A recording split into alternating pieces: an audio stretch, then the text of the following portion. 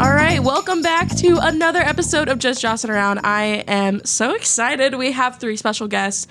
Today we have director Tony Bonacci, screenwriter Christine Burright, and actor Darrick Silkman today talking about the movie The Headliner. Oh, yeah, thanks. Yeah. I'm so excited. First of all, I just want to say congratulations to you guys. This seems like it's been a huge project, and now you're seeing like the fruits of your labor. So yeah, congratulations. Thank you. I don't even know where to start. There's a lot. So I guess I just wanted to, I was trying to get background on, how we got to this point. Was this originally like a short film that got extended into a longer thing, or what was like the roots of The Headliner? Yeah, it started as a short film. Okay. And so obviously Darrick and Christine have a way better memory of how this all came together.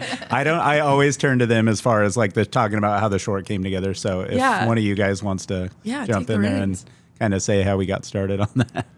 I remember it was the summer of 2016. I'd just gotten back from a film festival for another project that I was in. And I think it was like a week later, Tony called me and asked me to get a drink with him. And it was when he pitched this to me. And actually, when he pitched it to me, he said he wanted to make his first feature. So there was always the plan to make the feature. But somewhere along the line, I don't remember when, but he said, hey, I think I want to do a short first, which made sense. Yeah, kind of like a proof of concept of like, oh, let's try this out and see how it works with Christine writing and Darrick and stuff like that. So. And from my understanding, this was your first, I think it's what I read in like the Omaha magazine. This was your first feature film. It was, Yep. yeah. So the short was the first complete short I wrote, the first produced short, and then this is my first produced feature. So, I was kind of the last of the three of us. I was the last one to come on board, and it's been awesome. Just along for the ride. So exciting. Are you guys all from Omaha? Tony, you're from Omaha? Yeah, yep. Omaha based? I grew up in Kansas, but I've lived here since like 98. So I feel like I'm from here. Yeah, so pretty I was born much. in Houston, but like I've been here since I was 5, so I had to say I'm from Omaha. It's a lot easier.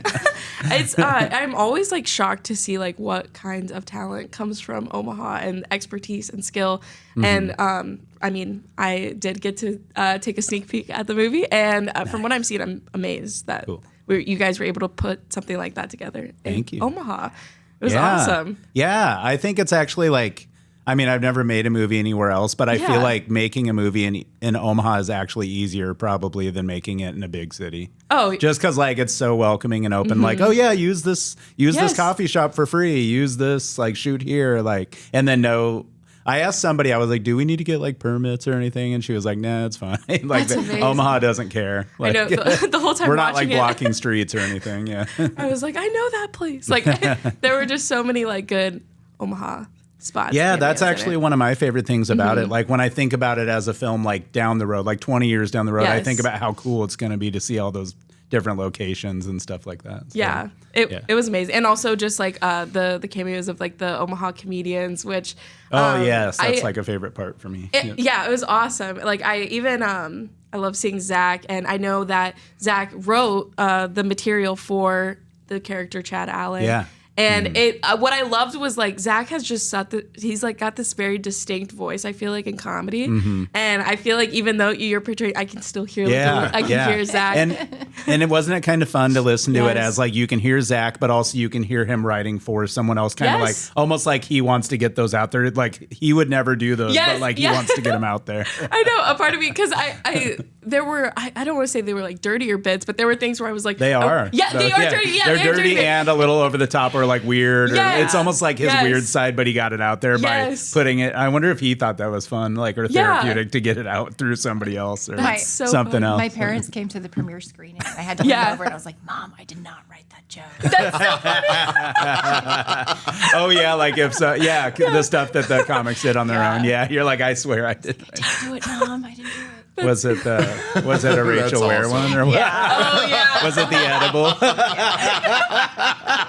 That's so funny. That's what I love too, is that like the comics that you had featured in it, they're doing their original material, which is like That was awesome. Yeah, and that's one of my favorite things about it, and I love documenting that. Like I said, I think of it almost like down the road, like looking back, it'll be so awesome to have them doing those bits and stuff like that. So absolutely, that's super cool. I agree, and I kind of wanted to like lead into like, I mean, where did your connection with like the Omaha comedy scene begin? I'm sure.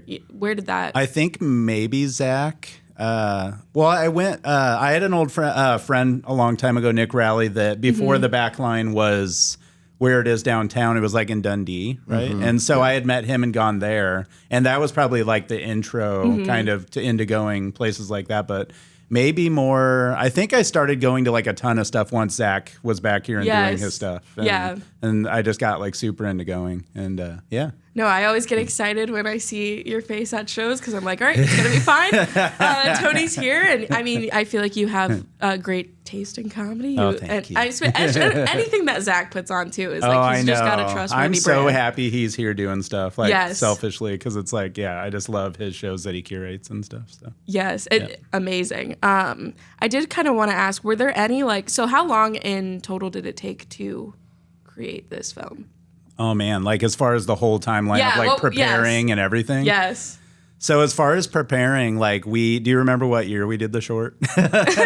Yeah, it was the summer of 2017, and you approached me a year before that. Okay. So it's been a long time. So 2017, and then like as far as writing, Christine, how long was it like a year? Or I'm forgetting like the length of how long we went back and forth with, because I know there was like 3 drafts or something like that over.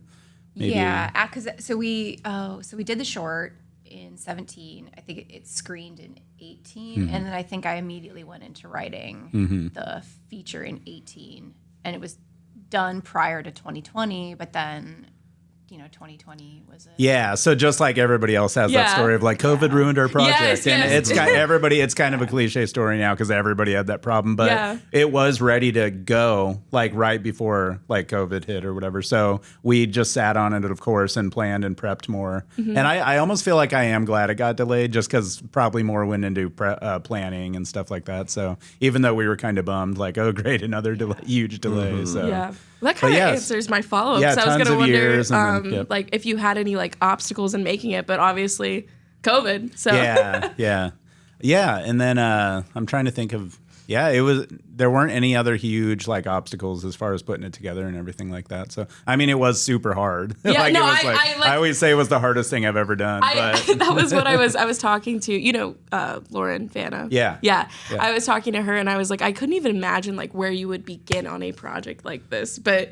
I mean, it sounds like from what I was reading from the article in the Omaha magazine was amazing, by the way. That was cool. Thank you. But you've just had years of experience prepping you for something this big. Yeah, that honestly, I would say, as far as the film side of it, just like I've been doing shorts and music videos and stuff like for like 20 years. So it's all that built up and the relationships built up over that long period of time, because I worked on like commercials as like a production assistant and then an assistant director for a little while, and like made all those friends of different people that are like sound guy and like grips and stuff like that, and just over the years and like developing those relationships. And so having that just helped so much as far as like connections, or like, oh, can you give me a good deal on doing this, or like whatever. And Omaha's just got that like big city but still like very small town where you just know everyone, and it's easy to get stuff done. And I always repeat that, like, okay, this was my first movie, like I can only cash in on those like friend deals once. Like I feel like from now on it's like, okay, you need to actually bring like a legit like a big budget next time, so that everybody can get full rates and like full just all that. Yeah, I'm not going to abuse that. That's nice. I did. So I wanted to understand like the connection, like how you guys all, I guess, met and started working on this project. You guys, go ahead.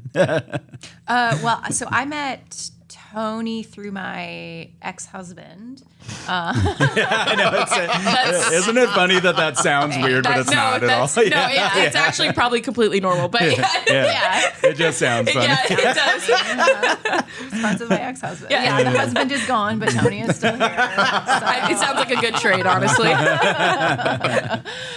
I met Tony, through him, and I knew Tony was looking for a writer for some stuff, so we just I think we hung out a couple times just to get a feel for each other. Yeah. And then I met Darrick at like our first kind of sit-down meeting for the headliner. Yeah.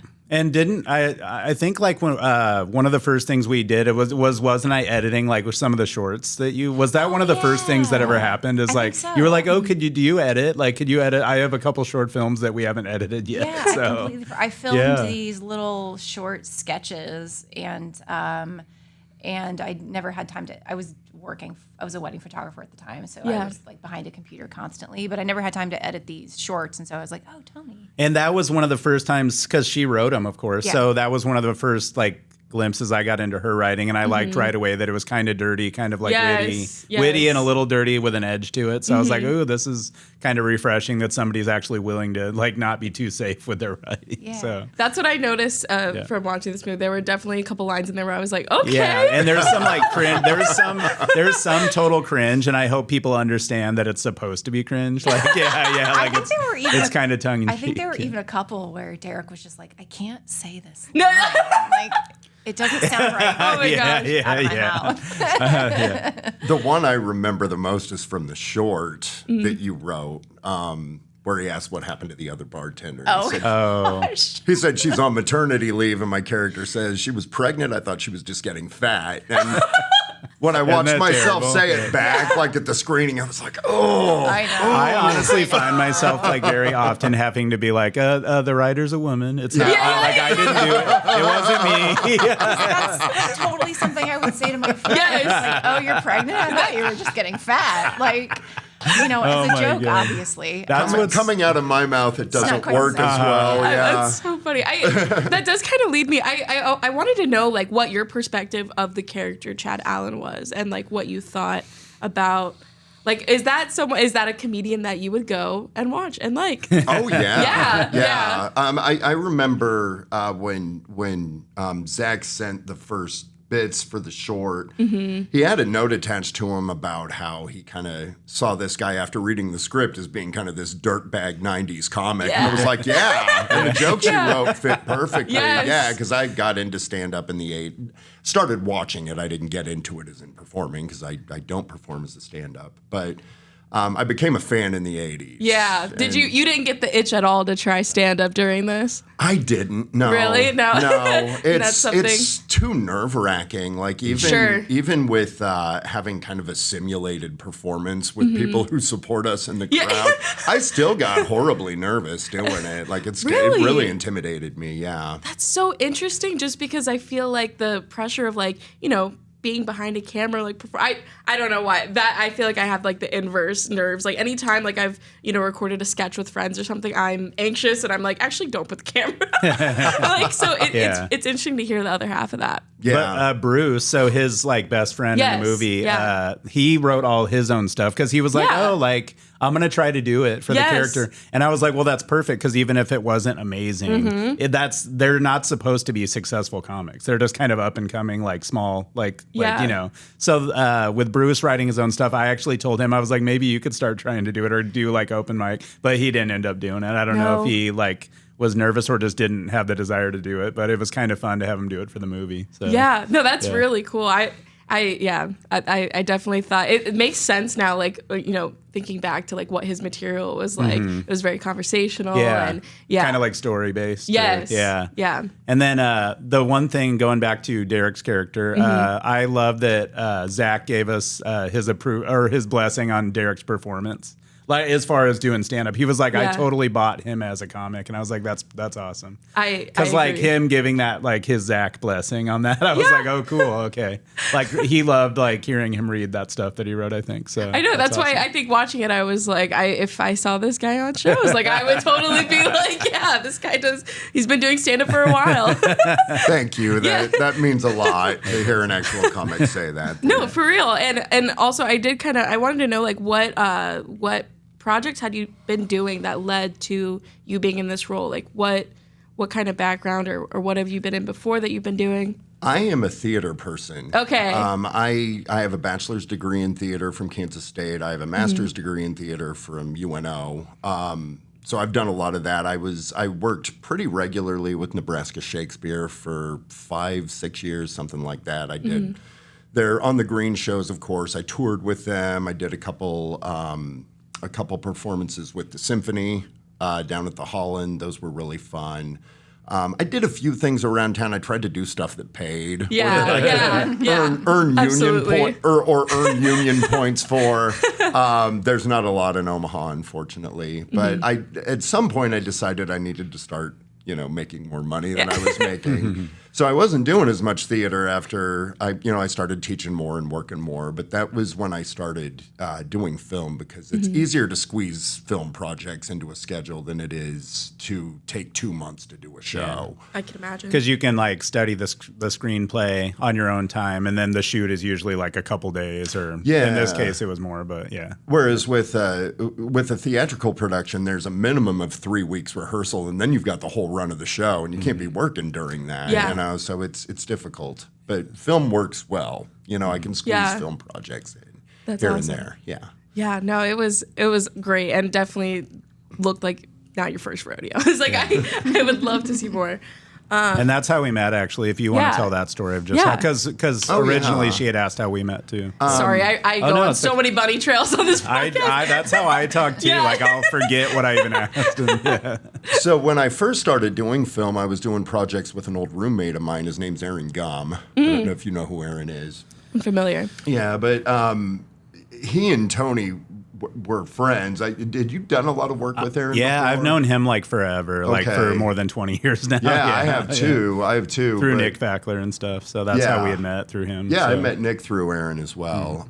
But Aaron and I met up to, I think it was a preliminary meeting for a project we were going to be working on, and we were at Jake's in Benson. And Tony walked in and walked up to the table and was talking to Aaron, and Aaron said, "Darrick, this is probably somebody you should know." And he introduced me to Tony, and that was about 10 years ago. Yeah. Wow. That was a 10. Yeah. Man, that's awesome. Time flies. But then Aaron brought you on to do some steady just some shots on some of stuff. those projects. So I got to know Tony a little bit by working with him on Aaron's projects. And then you asked if I wanted to be in a short of yours back in whenever that was, 2015. Oh yeah, the Inselberg Effect. Yeah. So he was in a couple of my other projects, and then we just became actual friends. Yeah. Those relationships are great, and I'm sure it makes for better communication on a bigger project like this, when you can you have that friendship. Yeah, exactly. Like when you don't have to have a phony, a facade of being polite or anything. Absolutely. Were there any conflicts that you guys had to work through? You guys are laughing, so I feel like there were. Yep. We had a few, but it's awesome that with Darrick we can just say however we actually feel. Well, I was laughing, and not a conflict between you and me, just conflicts on on the set. Well, feel free to dish if you'd like. Was it just creative conflicts, or just the main? You could tell the story. You want me to tell it? Just you could keep it simple. I'll keep it Keep simple. it simple. We were at a house filming this married couple that had volunteered their home for us to shoot in, and they left while we were shooting. And they came back all kinds of upset that we were still working or something. I don't even know what they were upset about. We never figured that out, did we? But they told us we needed to get the F out. And, Stop. No, the husband was flipping out. It was insane. Why would you volunteer your house and then be like, why did you actually take me up on the offer? That's crazy. Well, yeah, I had asked for more time, and then text-wise they were like, oh yeah, that's fine. But then they showed then up. it wasn't okay for some reason. Yeah, it's just it's crazy. Did you end up cutting that scene, or? No, we had to rush though. So at the end we were like, hurry up and get the shot or something. Well, the wife was mortified that he was flipping out. She came in, she was like, no, if you only have one more scene, and Tony was like, no, we'll get out of here. And I said, she's letting us stay. Let's get it going. So we just hurried up and got it. But oh my gosh, acting under pressure. I don't. But whatever, that was the only thing.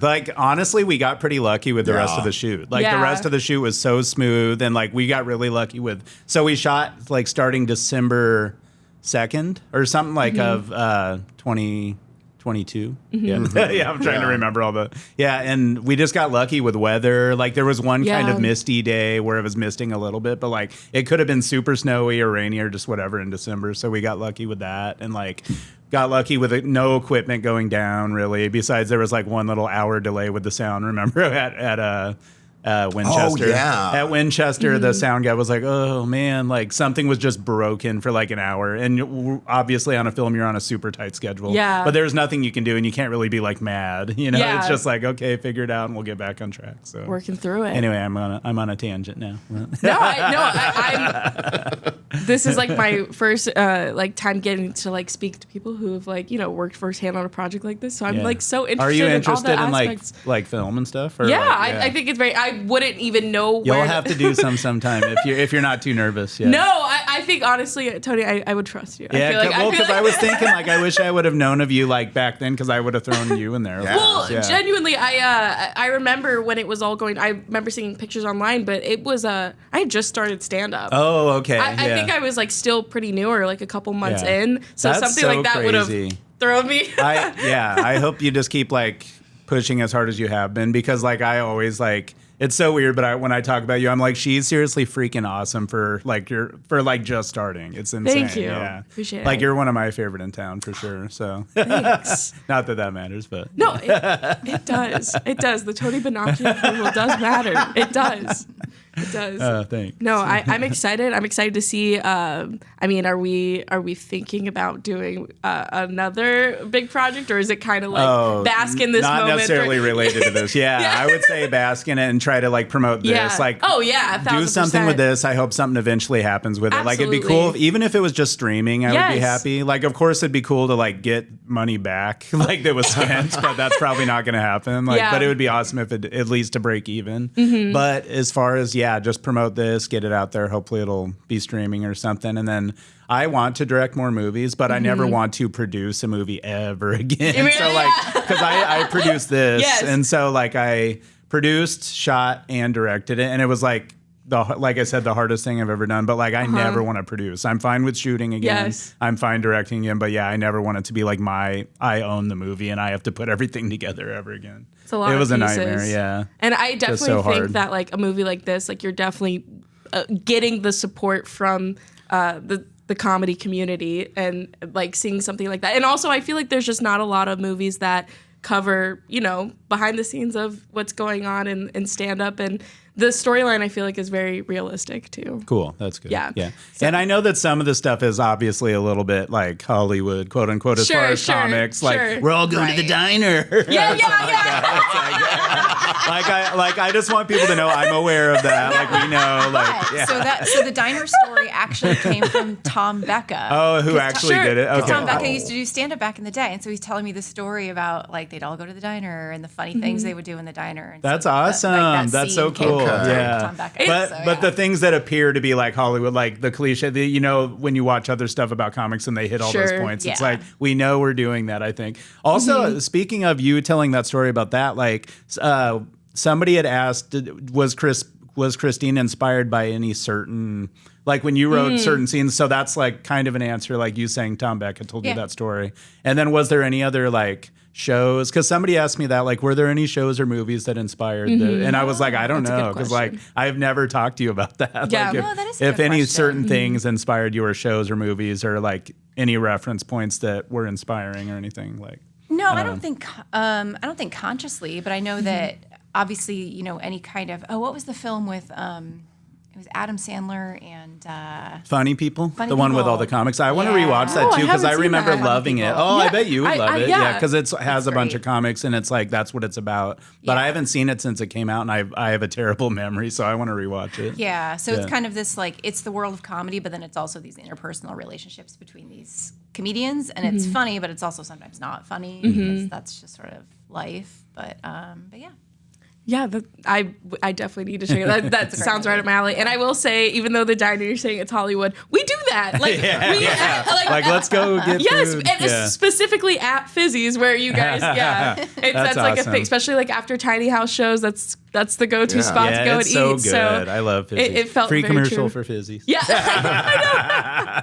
It's so good. I love it. It's so good and just a fun spot. I love that area. The vibe. Yep, it's so cool. That's why we wanted to shoot. We shot, you probably already noticed, but in the front and back as two different places in the movie. Yeah. So like he gets together with his daughter in the movie, and that's in the front. Yes. And then in back is when they go hang out, and we used it as two separate locations, like in the movie. But yeah. And it did look like two, because there was, I remember specifically the scene with his daughter, like investigating them, being like, is that Fizzy? And also it's because it's daylight out too. And I'm like, I've never seen Fizzy's in daylight hours. Yeah, because we had that whole window in with that nice light coming in, and then in the back we like closed everything to make it look like it was just nighttime or whatever. So it was one of those locations I was excited to see. I mean, especially like Tiny House too, and having Megan and Tyler in those cameos as well. That was I love Tiny House, so seeing it on the camera was just special because it's like I've done comedy there. So I'm curious to know, like, because I can't be objective about the movie because I've just seen it a million times now, and like I made it. So it's I always think of it as like almost like a rated R Hallmark movie in a way because it's like the relationship. Because it's like the relationship. So is that kind of like, does it come across like that? Or like, oh my gosh, a rated R Hallmark movie. Because it's like the relationship with the daughter, and then like the ex and stuff a Christmas movie. Yeah. It's so good. And so that's kind of like how I see it almost, but I just can't be objective. I always like to hear people's like thoughts on it, or like this, like their way that they saw it. I don't know. Yeah. Oh my gosh. No, I think that is funny. Like now that, especially it being based in Christmas or like around the Christmas time as well. And then having that subplot with the daughter and everything. It is, And then I love how I'm the one asking. Like, no, I love this. So as far as the stand-up, take the reins. So with the stand-up, like there was a ton that I got rid of. So like, and it's already it's long. Like, so I'm curious, does it feel long as far as the stand-up, or do you think that's because I almost wanted it to be like a secret, almost like kind of a secret special in a way too, like having all those comics do their thing in the movie and giving them the time with the bits to do that. Like, does it feel weird at all? Like, I genuinely that was something I was going to bring up. That was like my favorite was the having the plot, but then also having those moments of like the whole sections of stand-up, but where it pops back and forth. Yes, I thought that was like special, and like I thought it was great. I did not think it was too long, and also because I love those comics. I love the bits that they. I know we're kind of biased because we love. I know. I'm like I love them, and like the bits that they've done, like our bits, like especially like Tyler, the bit he did in the movie. I was like, God, I haven't heard that in a while. I was like, he's doing new stuff, so I was like, oh, that's good. Especially, and then the bit that Megan did, I was like, I don't think I've ever heard her do that bit. I was like, I don't know if I was familiar with her then, but I was like, I need to text her and tell her to start doing that one again. So awesome. It was good.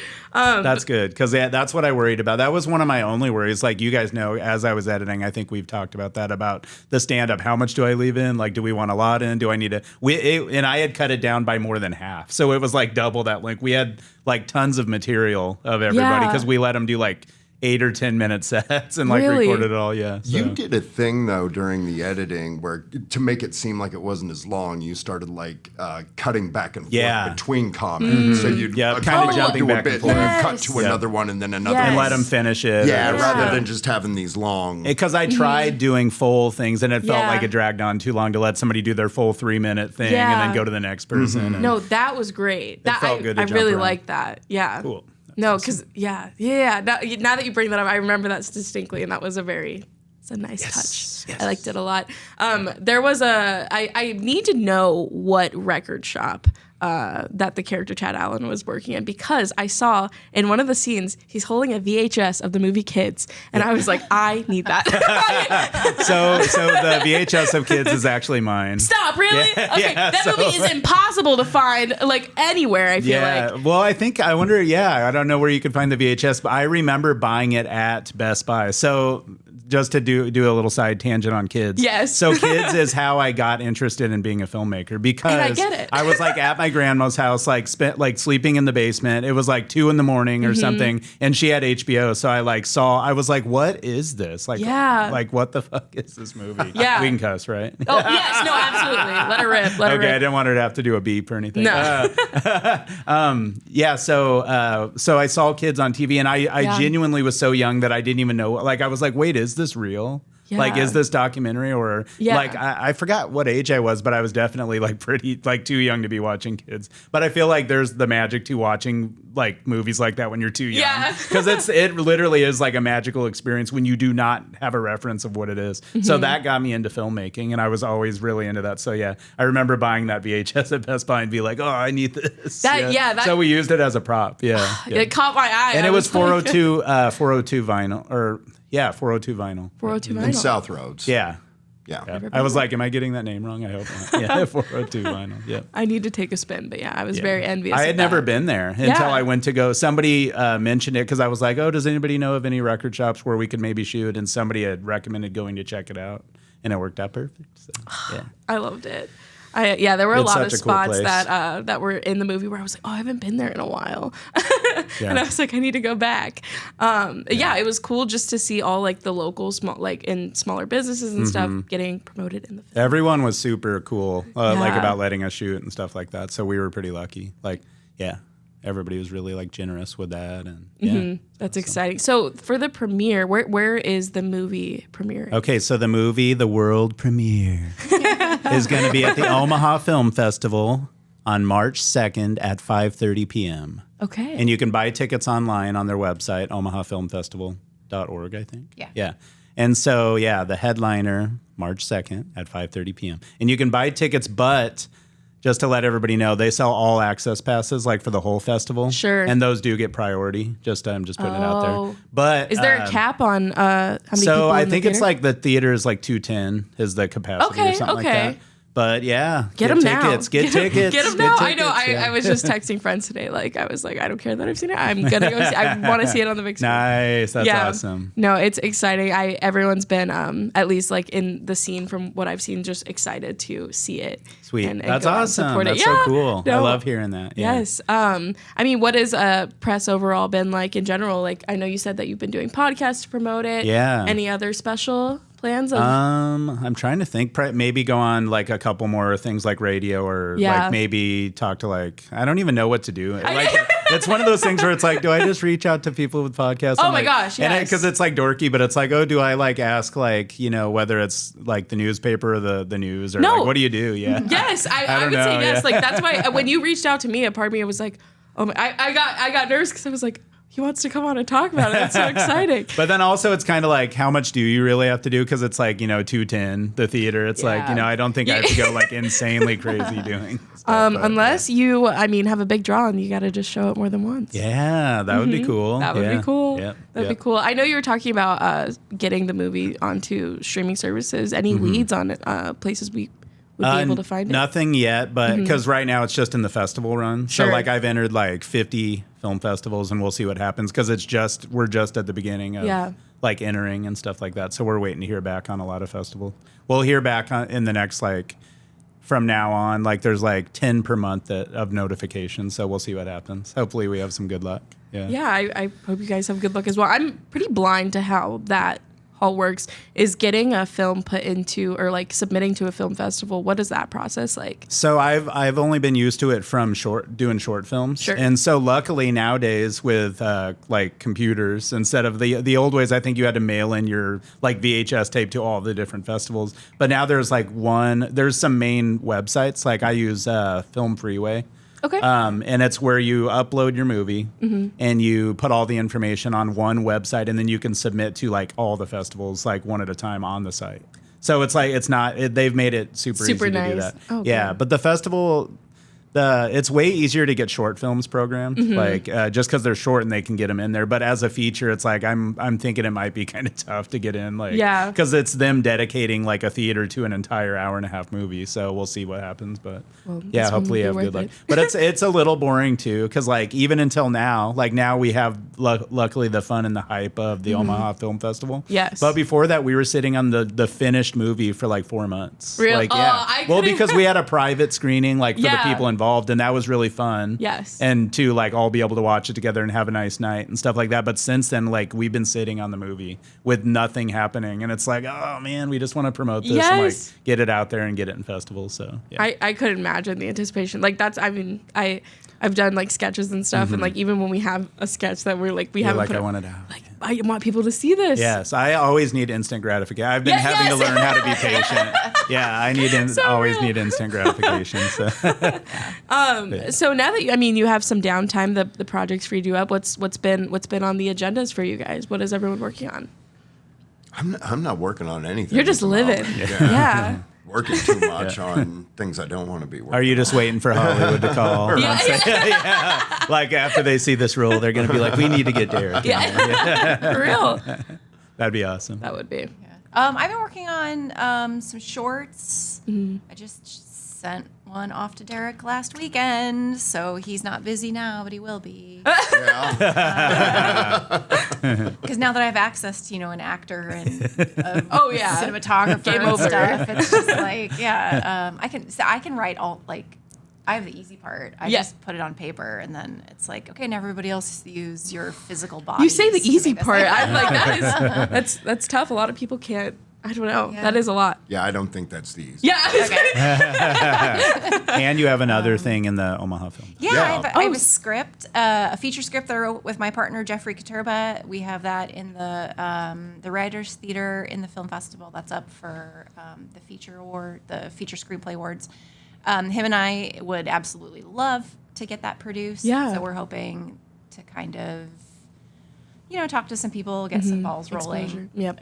Get some exposure. And he and I are also working on an animated web series together. That's so fun. So yeah, it's kind of a year of it's a year of producing stuff for myself. I had some potential stuff lined up, like big deal stuff out in LA, in TV, but the film fest or the writer strike wiped everything. Everybody. It's so now you got to get back. It's all gone. Yeah. All disappeared. Wow. They're like, maybe we'll come back to it in 3 years. So.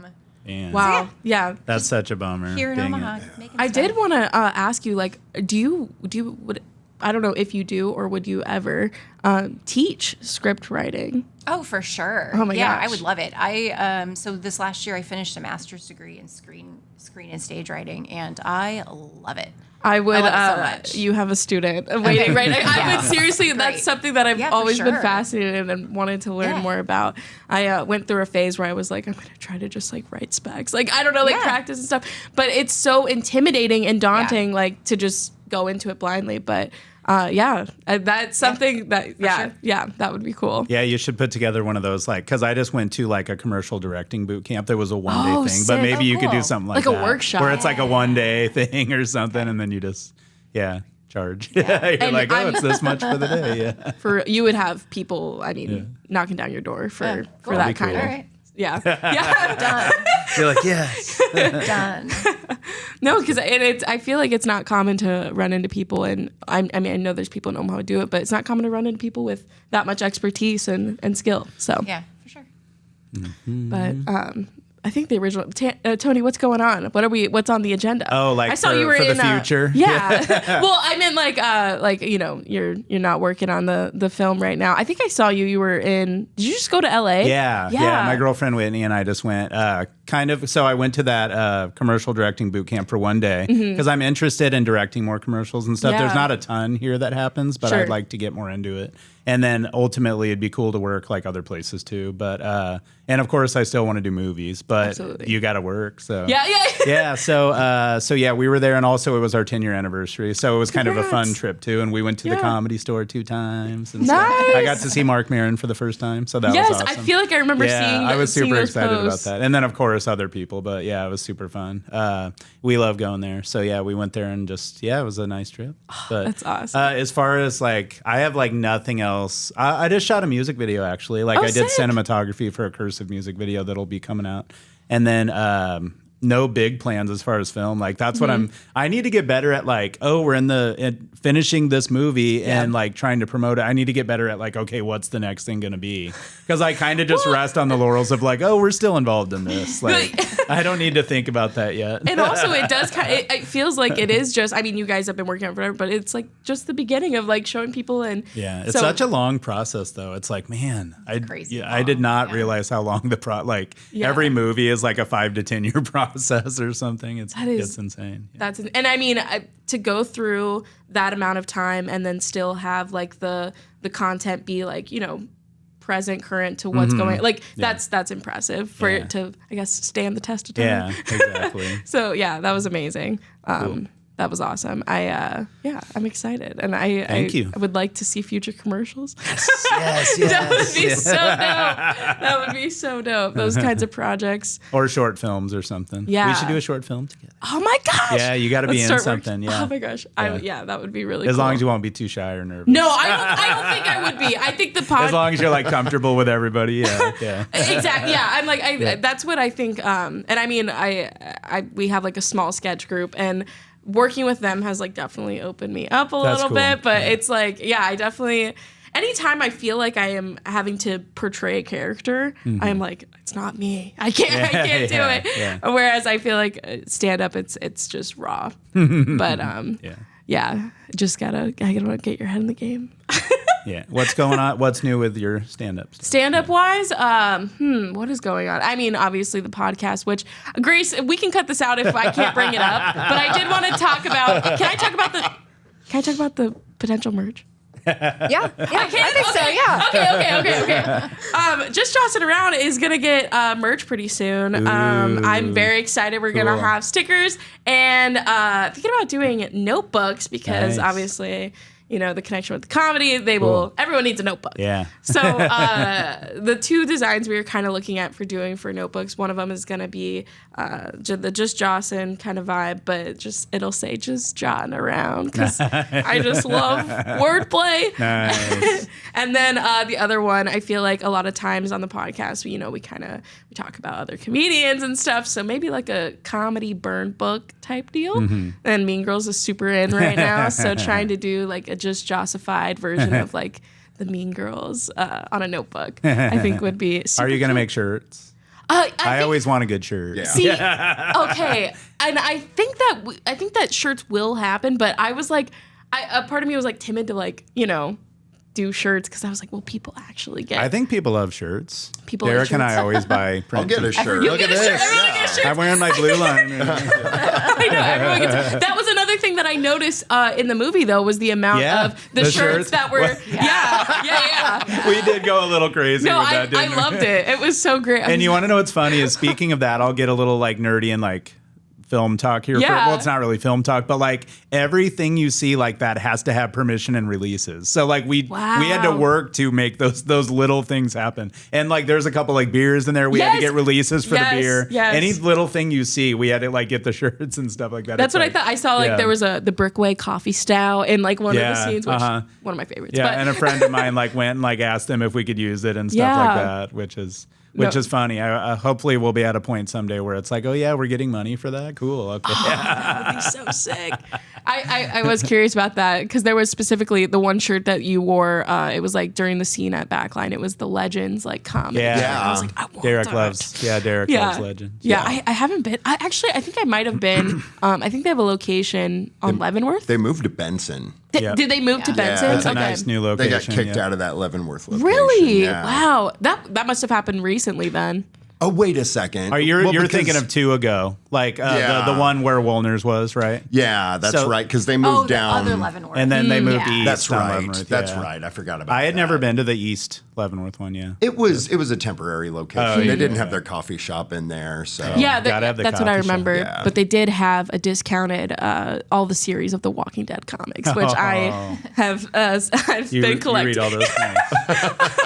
Yeah, I am a little bit of a nerd about that. I don't really. The show fell off for me, but the comics stay true. the show got pretty bad. Got very bad. And then I mean, I don't know if there's anything to spoil, but once Glenn was out of the scene, I was like, I'm actually tapped. I'm done. Yeah. I'm cashing out. I only watched Done. a couple episodes. So Get back into it. I don't know. I've been trying to right now, and I feel like I've accidentally brought this up on every single episode. I'm working my way through Glee right now. I've never seen Glee it. is priority.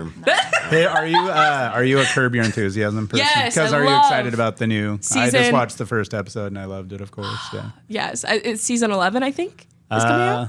12. 12. Was it 12? 12th and last. 12 and final, yeah. I'm so excited. And that show impressed, because I feel like shows when they get into those later seasons, it falls off. I feel like the writing has only gotten stronger. Like season 10 was And I love fantastic. that they have such a formula. Yes, Like just like the way that the jokes play out, it's such a formula, but it never gets boring. At all, no. Yeah. And it's one of those things where I feel like, you watch it more and then you notice the Curb Your Enthusiasm moments in your own life where you're like, I feel like I'm in a, I feel like I'm in It's an kind of episode. fun also, real life, but then also when you're watching it, it's kind of fun knowing where it's going to go. Like be like, oh, I bet this is going to happen because that's like their formula. And this is going to be the awkward word that they say. Yeah. Like whatever it is, like this is, I love it. And I love how they, were kind of, did you guys see the clip of, I think he was on like the Today Show or something. He's like palmed Elmo's face. Oh yeah. I was like, it's funny because some people were like, I saw somebody's post where they were like really like offended and mad about that. And I was like, that was kind of funny to me. It's like, you were mad. How could you be mad? How could you ever be mad? If it was like a person, they're like, Elmo is a person. Yeah.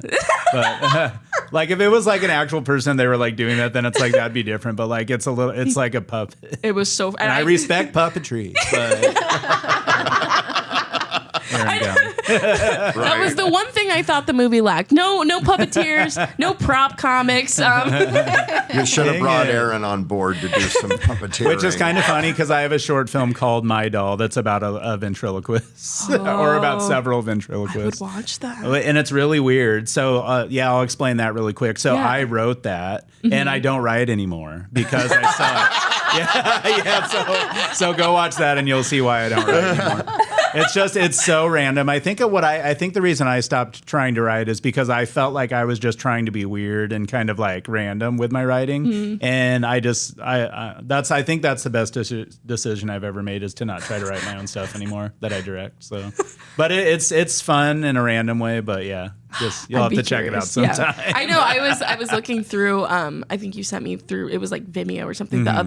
There were a couple other things that I saw in there. I was like, I'm going to have to watch this later. Like weird. I'm so curious. Yeah. I'm very, those are all short films as well. Most of them. Most of them. Yeah. Yeah. I think they're all short and music videos and stuff like that. So I got to do a deep dive. Or little commercials. Yeah. Weird commercials. So fun. But no, sorry, I'm still thinking about the Larry David palm. I screenshotted that of him palming the it's face so of Elmo. funny, and I screenshotted it. And anytime someone's like, I've been like in a text argument or something, I've just been sending that off. That's awesome. Just been, like you want to palm their face like Elmo. Yes. I love that Larry David is really getting to like I don't give a fuck point, like because he always has been, but it's like even worse now. Yeah. Like, I would be so nervous to be around him because you'd be like, he does not want to be doing this right now. Like, no matter what it is. Like, because somebody was doing an interview and they're like, what do you want to talk about? And he's like, I don't care. Like, we can talk about, like, he just does not give a fuck. And it's like, oh, man. Does he have a podcast? No, but it'd be fun. It would be super fun if he did. I respect that personality type in a person of just like being very vocal about what you do and don't want to do. I'm too much of a people pleaser. I can't handle it.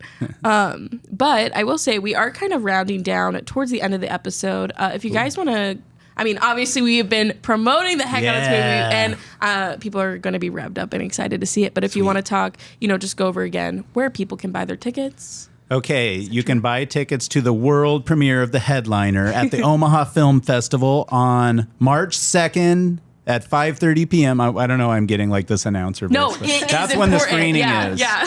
That's when the screening is. You can buy tickets online at omahafilmfestival.org. Or is it omahafilmfest.org? I don't know. Try both. Just look it up. And we'll also link you'll all that get an error Just 404. Just Google Omaha Film Festival. You'll find it. If you want to find it, you'll definitely find it. They will, yeah. And we'll be sure to link all of you guys' social media so that everyone can follow you and keep up with the excitingness of where this takes you. So. Yeah, thank you for having us on. Yeah. I'm so glad that it worked out and you guys were able to come on. I'm a huge fan of Just Jossin Around, everybody. I'm a huge fan of the Headliner. I'm very excited. Thank you guys again. Thank you. For taking time out of your day.